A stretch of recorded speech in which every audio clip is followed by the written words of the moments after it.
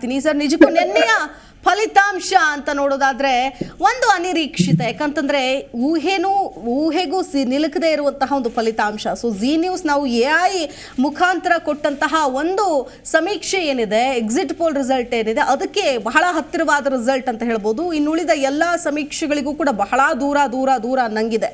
But ಆದ್ರೆ ಈಗಿರೋ ಪ್ರಶ್ನೆ ಏನಪ್ಪಾ ಅಂತಂದ್ರೆ, NDA ಸ್ಪಷ್ಟ ಬಹುಮತವನ್ನ ಪಡೆದಿದ್ರೂ ಕೂಡ ಅಧಿಕಾರ ರಚನೆ ಮಾಡೋದಕ್ಕೆ ಅಥವಾ ಅಧಿಕಾರವನ್ನ ಹಿಡಿಯೋದಕ್ಕೆ ಸರ್ಕಾರ ರಚನೆ ಮಾಡೋದು ಅಷ್ಟು ಈಸಿ ಆಗಿಲ್ಲ ಅನ್ನೋದು, ನಾನಾ ಕಸರತ್ತು ಮಾಡಬೇಕು ಅನ್ನೋದು, ಅತಂತ್ರ ಲೋಕಸಭೆ ನಿರ್ಮಾಣ ಆಗೋ ಚಾನ್ಸಸ್ ಇದೆಯಾ? ಮೊದಲನೇದಾಗಿ ಏನ್ ಹೇಳ್ತೀರಿ?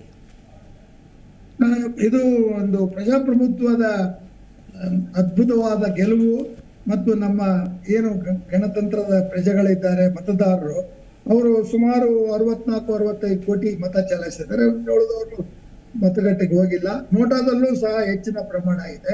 ಇವೆಲ್ಲವನ್ನ ತೆಗೆದುಕೊಂಡು ನೋಡಿದ್ರೆ ಭಾರತದ ಈ ಮತದಾರರು ಅಥವಾ ಏನು ಪ್ರಜ್ಞಾವಂತ ಪ್ರಜೆಗಳಿದ್ದಾರೆ, ಅವರು ಅತ್ಯಂತ ಜಾಣತನದಿಂದ ಈ ರೀತಿಯ ಒಂದು ಫಲಿತಾಂಶವನ್ನು ನೀಡಿದ್ದಾರೆ ಅಂತಕ್ಕಂಥದ್ದನ್ನ ಹೇಳಿ ಪ್ರಜಾಪ್ರಭುತ್ವದ ಒಂದು ಯಶಸ್ಸಿಗೆ ಅವ್ರು ಕಾರಣರಾಗಿದ್ದಾರೆ. ಕಾರಣ ಇಲ್ಲಿ ಇಂಡಿಯಾ ಒಂದು ಒಕ್ಕೂಟ ಬ್ರೂಟ್ ಮೆಜಾರಿಟಿ ಪಡೆಯೋದೇ ಆಗ್ಲಿ ಅಥವಾ ಇಂಡಿಯಾ ಒಕ್ಕೂಟ ಅಧಿಕಾರಕ್ಕೆ ಬರ್ತಕ್ಕಂಥ ಪ್ರಯತ್ನವೇ ಆಗ್ಲಿ, ಇವೆಲ್ಲ ರಾಜಕೀಯದಲ್ಲಿ ಸಹಜ. ಅದರಿಂದ ಅದನ್ನ ನಾವು ಹೆಚ್ಚಾಗಿ ಆದ್ರೆ 5 ವರ್ಷಗಳ ಕಾಲ ಯಾರು ಮುಂದೆ ಭಾರತದ ಒಂದು ಆಡಳಿತದ ಅಭಿವೃದ್ಧಿಯಲ್ಲಿ ಮತ್ತೆ ಅದರ ಜನರ ಸಮಸ್ಯೆಗಳಲ್ಲಿ, ಅದರಲ್ಲೂ ವಿಶೇಷವಾಗಿ ನಿರುದ್ಯೋಗ, ಬೆಲೆ ಏರಿಕೆ ಮತ್ತು ಸಾಮಾನ್ಯ ವರ್ಗದ ಜನರ ಒಂದು ಏನು ಒಂದು ಕಷ್ಟ ನಿಷ್ಠುರಗಳಿದೆ, ಅವುಗಳನ್ನ ಹೇಗೆ ಇವರು ಪರಿಹರಿಸ್ತಾರೆ ಅಂತಕ್ಕಂಥ ದೃಷ್ಟಿಯಲ್ಲಿ ಜನ ಆಲೋಚನೆ ಮಾಡ್ತಾರೆ ಹೊರತು ನಮ್ಮ ಈ ಎಕ್ಸಿಟ್ ಪೋಲ್ಗಳು ಹೇಳ್ತಕ್ಕಂಥದ್ದು ಎಕ್ಸಾಕ್ಟ್ ಪೋಲ್ ಅಂತೂ ಸಾಧ್ಯವೇ ಇಲ್ಲ.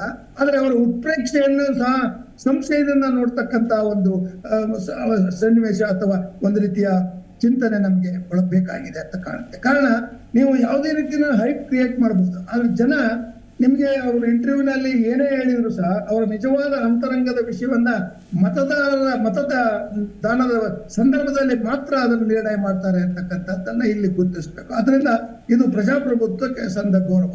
ಎರಡನೇದು ಅತ್ಯಂತ ಓವರ್ ಕಾನ್ಫಿಡೆನ್ಸ್ ಮತ್ತು ಆರೋಗ್ಯನ್ಸ್.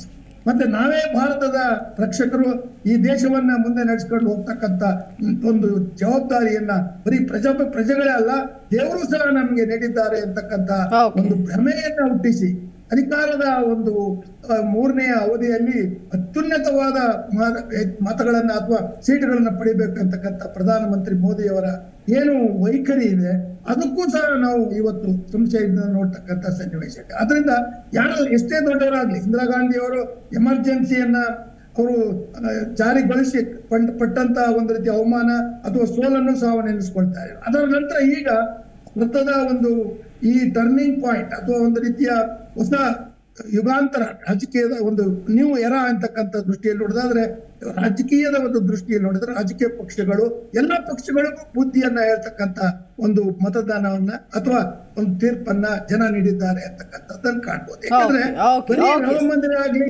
ಹಿಂದುತ್ವ ಆಗ್ಲಿ ಅಥವಾ ಬೇರೆ ರೀತಿಯ ಭಾವನಾತ್ಮಕ ಅಂಶಗಳಿಂದ ನೀವು ಗೆಲ್ಲಕ್ಕೆ ಸಾಧ್ಯ ಇಲ್ಲ ಅಂತಕ್ಕಂಥದ್ದು ತೋರಿಸಿದ್ದಾರೆ. ಮತ್ತೆ ಬಿಜೆಪಿ ಸ್ವತಂತ್ರವಾಗಿ ಸರ್ಕಾರವನ್ನು ರಚಿಸ್ತಕ್ಕಂಥ ಒಂದು ಸೀಟ್ಗಳನ್ನು ಪಡೆದಿಲ್ಲ ಅಂತಕ್ಕಂಥದ್ದು ಸಹ ಗಮನವಾದ ವಿಷಯ. ಆಮೇಲೆ ಮೂರನೇದು, ಯಾವ ರೀಜನಲ್ ಪಾರ್ಟೀಸ್ ಗಳನ್ನ, ಪ್ರಾದೇಶಿಕ ಪಕ್ಷಗಳನ್ನ ನೀವು ಅವಮಾನ ಮಾಡಿದ್ರು ಆ ಪಕ್ಷಗಳನ್ನೇ ನೀವು ಇವತ್ತು ಅವ್ರು ಖಾಲಿ ಹಿಡಿತಕ್ಕಂಥ ಪರಿಸ್ಥಿತಿ ಬಂದಿದೆ. ಅಂದ್ರೆ ಏನಾಯ್ತು, ಬಿಜೆಪಿಯ ಹೈಕಮಾಂಡ್ ನಲ್ಲಿ, ಬಿಜೆಪಿಯ ಒಂದು ವೈಖರಿಯಲ್ಲಿ, ಬಿಜೆಪಿಯ ಒಂದು ಅಹಂಕಾರದಲ್ಲಿ ಇರ್ತಕ್ಕಂಥದ್ದನ್ನ ಜನ ತಿರಸ್ಕಾರ ಮಾಡಿದ್ದಾರೆ. ಆದ್ರಿಂದ ಅವರು ಪಾಠ ಕಲಿಬೇಕು. ಇನ್ನು ಇಂಡಿಯಾದವರು ತಮ್ಮ ಒಂದು ಏನು ಹಳೆಯ ಪರಿಸ್ಥಿತಿ ಇದೆ ಅದನ್ನ ಡಬಲ್ ಆಗಿ ಚೆನ್ನಾಗಿ ಇಂಪ್ರೂವ್ ಮಾಡ್ಕೊಂಡಿದ್ದಾರೆ. ಅದರ ಎಚ್ಚರಿಕೆ, ನಿಮ್ಗೆ ಅವಕಾಶ ಬಂದ್ರೆ ನೀವು ಈ ರೀತಿ ಅಂದ್ರೆ ಪ್ರಜಾಪ್ರಭುತ್ವದಲ್ಲಿ ವಿಜಿಲೆನ್ಸ್ ಅಂತಕ್ಕಂಥದ್ದು ಇದೆಯಲ್ಲ, ಜನಗಳ ಒಂದು ಪ್ರಜ್ಞಾ ಚಿಂತನೆ, ಆ ಒಂದು ಅತ್ಯಂತ ಮೆಚೂರ್ ಥಿಂಕಿಂಗ್ ಅನ್ನ ಈ ಒಂದು ಚುನಾವಣೆಯಲ್ಲಿ ಇಡೀ ನಾವು ಭಾರತವೇ ಅಲ್ಲ ಇಡೀ ಜಗತ್ತೇ ಅದನ್ನ ಪ್ರಶಂಸಿಸ್ತಕ್ಕಂಥ ಸನ್ನಿವೇಶ ಬಂದಿದೆ. ಅದರಿಂದ ನೀವು ಅತಂತ್ರ ಲೋಕಸಭೆ ಅಂತಕ್ಕಂಥ ಟೈಟ್ಲು ನನ್ಗೇನೋ ಸರಿ ಕಾಣಿಸ್ತಿಲ್ಲ. ಕಾರಣ ಇದು ಅತಂತ್ರ ಲೋಕಸಭೆ ಅಲ್ಲ, ಸುಭದ್ರ ಸರ್ಕಾರದ ಅವಶ್ಯಕತೆ ಬೇಕಾಗಿರ್ತಕ್ಕಂಥ ದೃಷ್ಟಿಯಲ್ಲಿ ನಾವು ನೋಡ್ಬೇಕು ಹೊರತು ಅತಂತ್ರ ಲೋಕಸಭೆ ಅಂದ್ರೆ ಈಗ NDA ಒಕ್ಕೂಟಕ್ಕೆ ಅಧಿಕಾರಕ್ಕೆ ಅವಕಾಶ ಇದೆ, ರಾಷ್ಟ್ರಪತಿಗಳು ಫಸ್ಟ್ ಲಾರ್ಜೆಸ್ಟ್ ಪಾರ್ಟಿಗೆ ಆಹ್ವಾನ ನೀಡ್ತಾರೆ. ಅದರಿಂದ ಈ ಲೋಕಸಭೆಯ ಒಂದು ಜಿ ಕನ್ನಡ ನ್ಯೂಸ್ ಈಗ ನಿಮ್ಮ ಮನೆಯಲ್ಲೇ ನೋಡಿ. ಎಲ್ಲ ಕೇಬಲ್ಗಳಲ್ಲಿ ಈಗ ಲಭ್ಯ.